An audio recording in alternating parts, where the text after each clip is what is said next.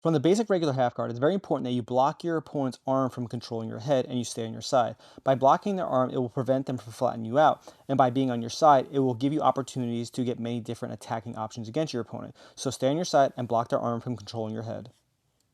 The next progression from the regular half guard is to get an underhook on your opponent and swipe their leg open with your leg and still control their arm. You want to do this so in that way you can present yourself with additional opportunities to attack your opponent. By getting the underhook and swiping their leg open, you can then get a more advantageous position and you can off balance your opponent. Also, while continuing to control your opponent's arm, it will make it hard for them to counter you and it will make it much harder for them to get head control on you. So, you want to work an underhook on your opponent, swipe their leg open with your outside leg, and work to get to your side while tucking your head and controlling your opponent's arm. As mentioned before, you want to block your opponent's arm. If you hook under their leg and you don't block their arm, they can possibly get head control on you and flatten you out. This can also happen if you post your hand on their knee and you do not block their arm from controlling your head. They can work to flatten you out. Even if you post your hands on their body, they still may have the opportunity to control your head, get the crossface on you, and flatten you out. And you don't want this to happen because it's better for them and bad for you.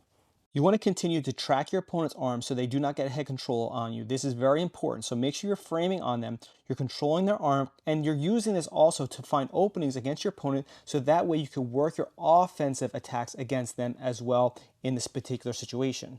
It's also very important that you protect your inside space and you do not let your opponent get underhooks on you. If your opponent is able to get an underhook on you, they can flatten you out, which is never good for you. So make sure that you pay attention. You do not let your opponent get an underhook, especially on your top arm, because if they acquire the underhook, it's going to be better for them and it's going to be worse for you. So from the regular half guard on the bottom, you want to make sure that you're protecting that inside space, stopping them from getting underhooks, keeping your elbows in, pummeling your arms, and making it difficult for them to get underhooks on you. This will frustrate your opponent. This will make it much harder for them to get their offensive positions against you. It'll make it harder for them to work their passes against you. And you'll also learn their movements so then that way you can find openings to attack your opponent. So protect the inside space and do not let your opponent get any underhooks on you.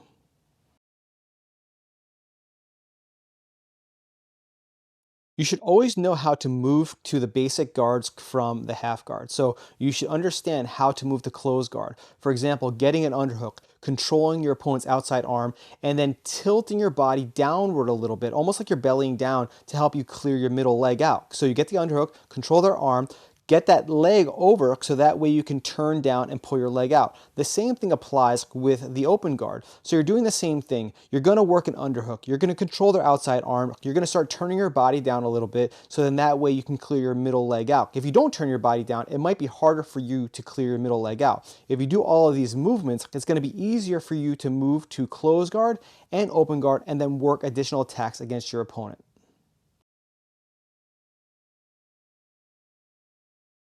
A very basic back take that you can do from the regular half guard is to get an underhook on your opponent, shuck them by, and then get control of their tricep so then that way you can extend them and keep them away and expose their back and climb up so then that way you can take their back and get a better position from here. So you have the half guard, you get the underhook, you shuck them by, and then you push their body away with a stiff arm and take their back.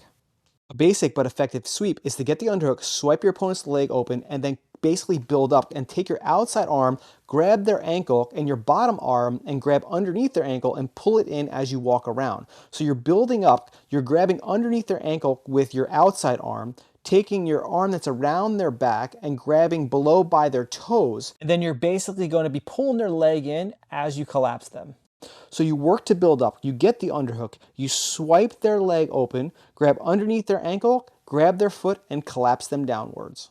And very similar to the ankle and foot grab sweep is the knee pick. So you come up the same way. You basically get the underhook, you swipe their leg open, you build up, but now your bottom arm picks their knee out as you drive into them. This is a very good opportunity to sweep your opponent with a very energy efficient sweep as well. So you get the underhook, swipe their leg open, build up, pick their knee, and sweep them. A great combination sweep to work with the ankle grab or the knee pick is the rollback sweep. So when you go for the ankle grab or you go for the knee pick, your opponent might get an overhook on you and push back into you. When this happens, they provide you with the momentum and the force to change directions. So you go for one of the sweeps, the ankle grab or the knee pick, and they overhook you, they get a whizzer, and you roll back the opposite direction so that way you can take their force against them and still get a sweep from this particular opportunity. You also have the option to wrestle up from the regular half guard. You can swipe their leg open, build up, grab their leg like a single leg, and then take them down to finish the sweep. Now, many times your opponent is going to stand up, so you will end up in a wrestling situation, but you have a very good opportunity to go from the bottom to the top. So you get the underhook, you swipe their leg open, you basically grab their leg like you're wrestling them essentially. They build up, you build up with them, and then you could finish the single leg however you like to finish it in your favorite manner. When you're wearing the gi, it provides you with additional tools. So when you're working to build up and wrestle up against your opponent, you can feed their lapel or their belt in between their legs. So then that way, when you go for the knee pick or you go for other options like this, it provides you with additional leverage. So their belt and their lapel is in between their legs, and it makes it much harder for them to defend, and it makes it much harder for them to escape. So you have the option to do a knee pick like you see here, or you can do a single leg as well. So you get the underhook, you swipe their leg, you build up, you feed the lapel or the belt in between their legs, then you come up. You can either stand up or your opponent might stand up because they're trying to defend. However, because you have the belt or you have the lapel in between their legs, you're going to have a lot of control and a lot of leverage to finish this particular attack against your opponent. This is very strong and a great option with a gi from the regular half guard. If you're able to acquire a Kimura grip against your opponent, you may be able to attack them with a Kimura trap back take. The Kimura grip is very strong in regards to controlling your opponent and provides you with many additional opportunities other than working for submissions. So you attack for the Kimura, you put their hand in their belly, inside their waistline, and you use this to spin around and then work to expose your opponent's back, so then that way you can attack their back from this particular scenario. The John Wayne sweep is a sweep that looks like it's fake and shouldn't even work, but this sweep does work. Notice when I do the sweep, I try to stack my foot over my other foot and control my opponent's arm when I do it. This is a sweep that highly catches opponents off guard because many times they're not prepared for it, and it's highly surprising. Also, you're usually taking advantage of the fact that your opponent's trying to get head control on you and you're sweeping them during this particular situation. You can also use this with the gi, and it provides you with even more control because you can control your opponent's sleeve, so then that way it's harder for them to post out. So when you work the John Wayne sweep with the gi, you control their sleeve, keep it attached to your body, and then you stack your foot onto your other foot, twist your hips and your knees, and sweep them in this particular manner.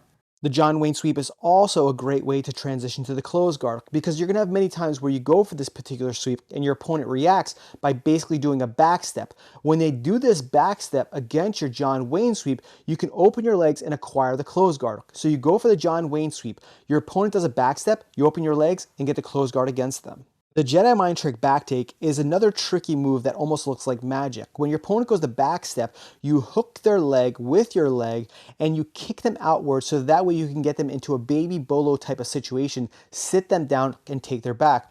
There's also a variation of the Jedi Mind Trick where you sweep your opponent. So you kick their leg further away, you lean back as you kick their leg, and their hip drops down to the mat. You bring your arm over their body and then you sweep them, so that way you can get to the top position in side control where they're basically facing away from you, where you can attack their back as well. And a great way to bait your opponent into a sweep with the gi on is to grab their sleeve, get control of their sleeve, bring your arm over their back and grab their belt and let them work to pass. When they work to pass, you then push their hand into their belly, pull their belt, circle your body with your feet and roll over, so in that way you can roll them into this particular sweep as they work to pass your guard.